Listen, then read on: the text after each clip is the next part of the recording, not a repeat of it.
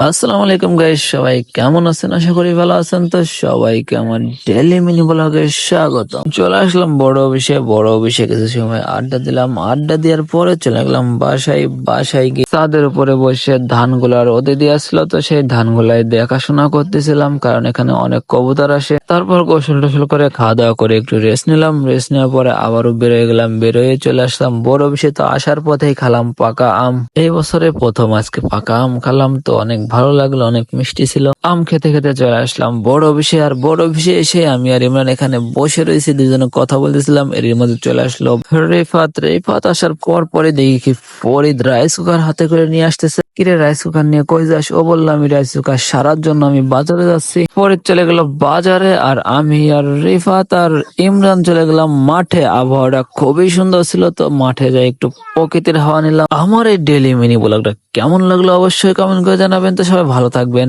আল্লাহ হাফেজ।